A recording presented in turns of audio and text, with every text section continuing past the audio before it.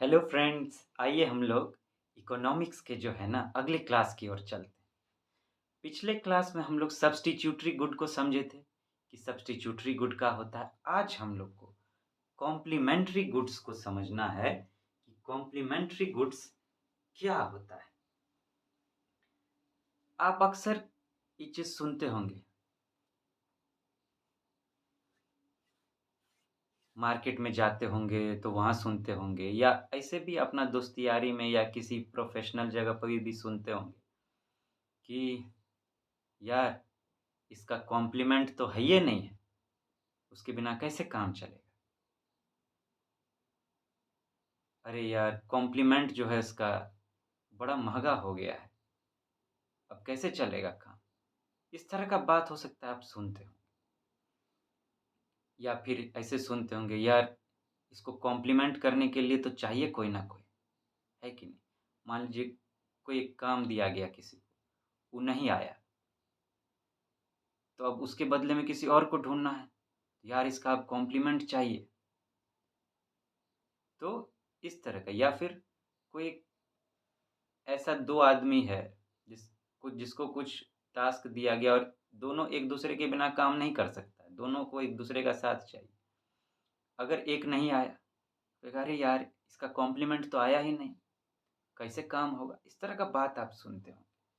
तो आइए ज़रा समझें इकोनॉमिक टर्म में कि कॉम्प्लीमेंट्री गुड्स है क्या? इसका फीचर देखते हैं। One can not be used in place of another कि माने एक के बदले कि दूसरे को यूज़ नहीं किया जा सकता है। जैसे सब्स्टिट्यूटरी गुड में हम लोग क्या पढ़े थे? एक के बदले दूसरा यूज़ किया जा सकता है। लेकिन कॉम्प्लीमेंट्री गुड्स जो होते हैं, अगर 2 गुड्स जो है वो आपस में कॉम्प्लीमेंट्री है, तो एक के बिना दूसरे का काम नहीं चल सकता है। अगर रियल लाइफ़ में बड़ा फ़ेमस सुनते होंगे, अगर रिश्ता-वुश्ता होता है, रिश्ते में क्या कि अगर बॉयफ्रेंड गर्लफ्रेंड है मान लीजिए या फिर कोई एक आपस में होता है वाइफ हस्बैंड ही है या कोई भी है। तो अक्सर ये क्वेश्चन आता है या तो लड़के की तरफ से या लड़की की तरफ से कि तुम दुनिया में सबसे ज़्यादा किससे प्यार करते हो? अब बताइए, ये सब बात का जल्दी कोई जवाब होता है? अगर कोई लॉजिकल इंसान होगा, तो उसका क्या जवाब देगा?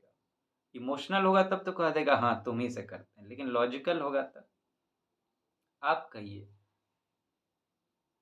माँ का स्थान पिता ले सकता है, भाई का स्थान बहन ले सकती है या बहन का स्थान भाई ले सकता है। पत्नी माँ-बाप का स्थान ले सकती है या गर्लफ्रेंड ही माँ-बाप का स्थान ले सकती है। हाँ? आपके पढ़ाई का स्थान आपका खेल-कूद ले सकता है। ले सकता है क्या? नहीं ले सकता है ना। तो मतलब अगर कोई भी चीज़ को सही से चलाना है, अगर कोई एक काम है, जैसे कि अपनी ज़िंदगी को अच्छे से चलाना है, तो सब रिश्तों को बैलेंस करके चलना पड़ेगा। एक को छोड़ के काम नहीं बनेगा दूसरे का। तो इस तरह से ज़िंदगी में भी ये सब चीज़ें हैं। आपको इसी तरह लाइफ़ को भी देखना है कि नहीं? आइए आगे बढ़ते हैं। तो क्या कह रहा है कि एक को दूसरे के बिना यूज़ नहीं किया जा सकता है। दूसरे की जगह पे यूज़ नहीं किया जा सकता। आर कंज़्यूम्ड टुगेदर दोनों को एक साथ इस्तेमाल करना पड़ता है। अगर एक साथ इस्तेमाल नहीं किए तो स्वाद बिगड़ जाएगा। जो भी चीज़ है अगर उसको एक साथ लेके नहीं चले तो वो काम ढंग से नहीं हो पाएगा। उसमें कुछ अच्छा नहीं लगेगा, बेस्वाद हो जाएगा, कुछ ना कुछ गड़बड़ हो जाएगा अगर दोनों को साथ लेके नहीं चले तो। अगर 2 गुड आपस में कॉम्प्लीमेंट्री है तो। जैसे example badminton and cork, T and sugar. आप बताइए बैडमिंटन हाथ में है, कॉर्क हइये नहीं है, तो क्या कीजिएगा? हवा के साथ खेलिएगा, आएँ? अरे आओ हवा, ए हवा मेरे संग संग चल, खेलें हम दोनों बैडमिंटन, हो जाएँ एकदम दमादम मस्त, ऐसे चलेगा क्या? कॉर्क है, बैडमिंटन है ही नहीं है, तो क्या करिएगा? कॉर्क को हवा में ऐसे हाथ में उछाल के खेलिएगा, कितना देर खेलने में मजा आएगा, आप ही बताइए। टी एंड शुगर, चाय मिल गया। आप चुप चुप के फिल्म अगर देखे हो तो उसमें क्या होता है, परेश रावल जी कहते हैं कि वहाँ पे वो गूंगा बहरा का रोल करता रहता है, वो जो हीरो रहता है शाहिद कपूर। परेश रावल उसको कहते हैं चाय वाला को, सुन, एक चाय में बिना शक्कर के देना। और बोला था उसके लिए, और वो इसी को पकड़ा दिया, परेश रावल को पकड़ा दिया। कहता है इसमें बिल्कुल शक्कर नहीं है रे। माने उसको चाय जो है बिना शक्कर के बिना अच्छा नहीं लगा। ऐसे भी आप ही सोचिए ना, आपके फैमिली में होता होगा। अब जिसको डायबिटीज है उसका क्या कर सकते हैं, लेकिन वो तो खैर एक्सेप्शनल केस है। लेकिन नॉर्मल लाइफ का बात करें, सिद्धांत तो नॉर्मल ही बनता है। चाय में चीनी ना हो, खीर में चीनी ना हो, तो बात बनेगा? बनेगा क्या? हाँ? या फिर ऐसे भी होगा क्या, खीर में आप नमक डाल दीजिएगा तो बोली का हाल होगा। तो माने दो गुड अगर आपस में कॉम्प्लीमेंट्री है तो उसके बिना काम एक दूसरे का बनेगा नहीं। चाय है तो चीनी चाहिए, बैडमिंटन है तो कॉर्क चाहिए, नहीं तो गड़बड़ हो जाएगा, बेस्वाद हो जाएगा। अब जरा इसके रूल को देखते हैं। कह रहा demand for a good usually moves in the opposite direction of the price of its complementary goods। कि अगर एक गुड है, गुड माने समान, एक गुड है, उसका जो कॉम्प्लीमेंट है, तो एक गुड है, उसका डिमांड जो है वो किधर मूव करेगा? वो मूव करेगा अपोजिट डायरेक्शन में। जो उसके कॉम्प्लीमेंट्री गुड का जो प्राइस होगा उसके अपोजिट डायरेक्शन में उस गुड के डिमांड मूव करेगा। कहने का मेरा मतलब एग्जांपल से अगर समझें तो मान लीजिए बैडमिंटन है, तो बैडमिंटन का डिमांड जो है वो किधर मूव करेगा? मूव करेगा जो कॉर्क का प्राइस होगा उसके अपोजिट डायरेक्शन। कहने का मतलब अगर मान लीजिए कॉर्क सस्ता है तो बैडमिंटन का हो सकता है डिमांड, मतलब बैडमिंटन का डिमांड तब ज़्यादा बढ़ जाएगा।